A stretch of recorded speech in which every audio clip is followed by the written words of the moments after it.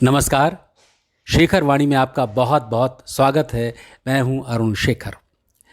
हमारे इस चैनल में साहित्य, कला, संस्कृति इसी बातें होती रहती हैं। इसी के लिए इंटरव्यूज़ लेके आता हूं, कुछ वीडियोज़ लेके आता हूं, किताबों पर बातें करता हूं। आज मैं हिंदी साहित्य के वरिष्ठ व्यंग्यकार शरद जोशी की एक रचना आपके साथ साझा कर रहा हूं। रचना आरंभ करने से पहले एक छोटी सी गुजारिश है आपसे कि अगर आपने शेखर वाणी को सब्सक्राइब नहीं किया है तो प्लीज़ इसे सब्सक्राइब कर दें। हम सब लोग सारा सफ़र साथ में तय करेंगे।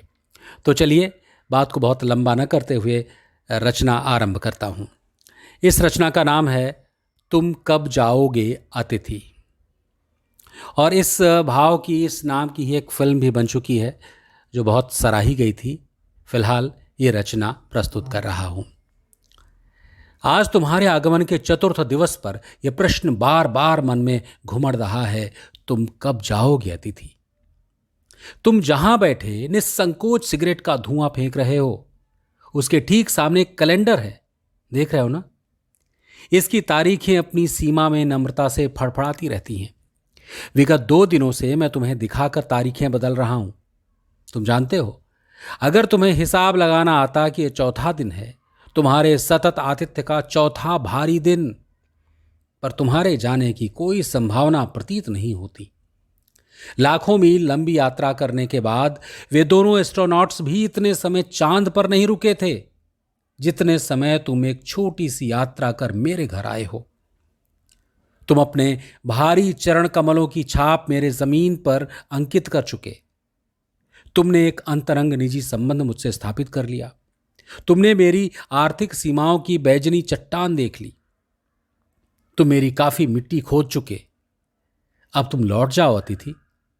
तुम्हारे जाने के लिए उच्च समय अर्थात हाई टाइम है। क्या तुम्हें तुम्हारी पृथ्वी नहीं पुकारती? उस दिन जब तुम आए थे, मेरा हृदय किसी अज्ञात आशंका से धड़क उठा था। अंदर ही अंदर कहीं मेरा बटुआ कांप गया। उसके बावजूद एक स्नेह भीगी मुस्कुराहट के साथ मैं तुम्हें गले मिला था और मेरी पत्नी ने तुम्हें सादर नमस्ते की थी। तुम्हारे सम्मान में ओ अतिथि, हमने रात के भोजन को यकायक उच्च मध्यम वर्ग के डिनर में बदल दिया था। तुम्हें स्मरण होगा कि 2 सब्जियों और रायते के अलावा हमने मीठा भी बनाया था।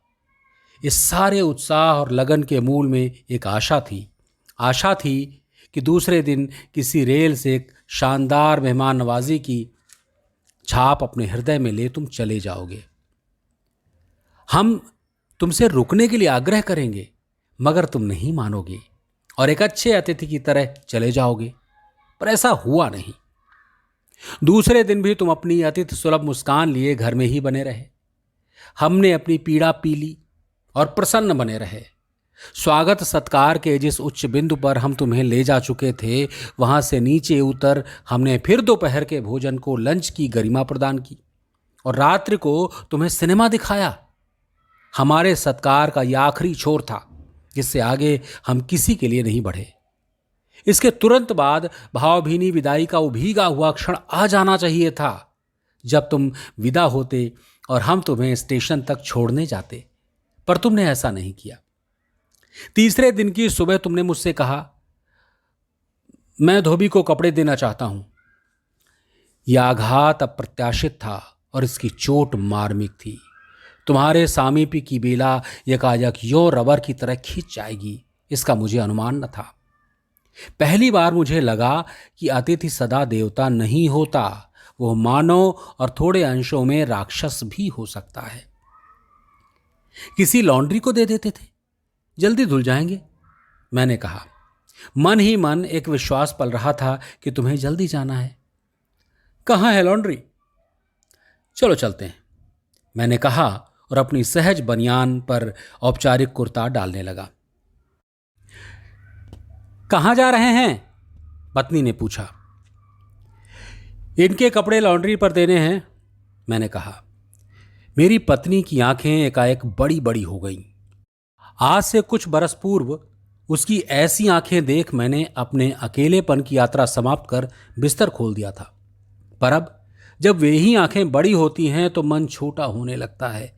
वे इस आशंका और भय से बड़ी हुई थी कि अतिथि अधिक दिनों ठहरेगा, और आशंका निर्मूल नहीं थी। अतिथि, तुम जा नहीं रहे। लॉन्ड्री पर दिए कपड़े धुलकर आ गए और तुम यहीं हो। तुम्हारे भरकम शरीर से सलवटें पड़ी चादर बदली जा चुकी है और तुम यहीं हो।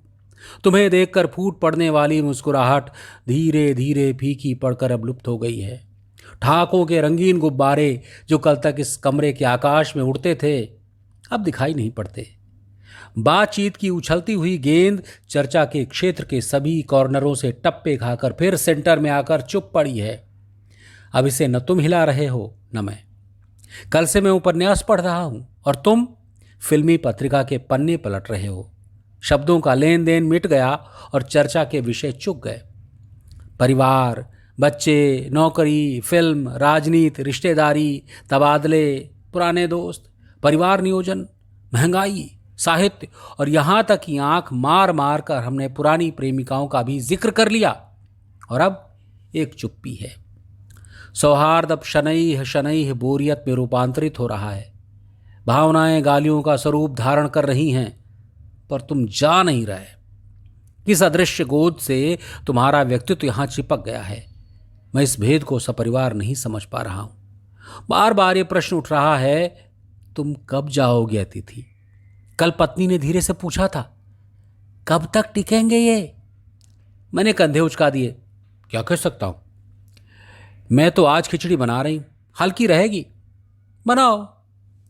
सत्कार की ऊष्मा समाप्त हो रही थी। डिनर से चले थे, खिचड़ी पर आ गए। अब भी अगर तुम अपने बिस्तर को गोलाकार रूप नहीं प्रदान करते तो हमें उपवास तक जाना होगा। तुम्हारे मेरे संबंध एक संक्रमण के दौर से गुजर रहे हैं। तुम्हारे जाने का एक चरम क्षण है। तुम जाओ ना अतिथि। तुम्हें यहां अच्छा लग रहा है ना? मैं जानता हूं दूसरों के यहां अच्छा लगता है। अगर बस चलता तो सभी लोग दूसरों के यहां रहते, पर ऐसा नहीं हो सकता। अपने घर की महत्ता के गीत इसी कारण गाए गए हैं। होम को इसी कारण स्वीट होम कहा गया है कि लोग दूसरों के होम को, स्वीटनेस को काटने न दौड़ें। तुम्हें यहां अच्छा लग रहा है, पर सोचो प्रिय कि शराफत भी कोई चीज होती है और गेट आउट भी एक वाक्य है जो बोला जा सकता है। अपने खर्राटों से एक और रात गुंजायमान करने के बाद कल जो किरण तुम्हारे बिस्तर पर आएगी वो तुम्हारे यहां आगमन के बाद 5वें सूर्य की परिचित किरण होगी। आशा है वो तुम्हें चूमेगी और तुम घर लौटने का सम्मानपूर्ण निर्णय ले लोगे। मेरी सहनशीलता की वो अंतिम सुबह होगी। उसके बाद मैं स्टैंड नहीं कर सकूंगा और लड़खड़ा जाऊंगा।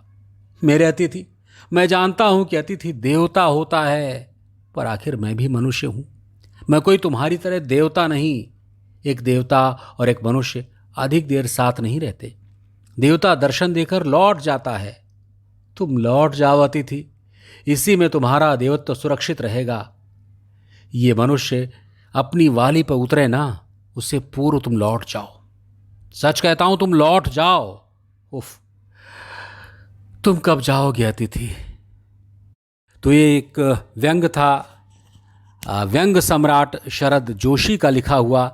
मुझे उम्मीद है आपको बहुत आनंद आया होगा और इसी तरह की और रचनाएं आपके लिए लेकर आता रहूँगा। अगर आपको ये रचना अच्छी लगी है तो प्लीज़ इसको शेयर करें, लाइक करें, कमेंट करें और हाँ, चैनल को सब्सक्राइब करना न भूलें। इसके साथ ही आपसे विदा लेता हूँ। अपना और अपनों का ख्याल रखिए। नमस्कार।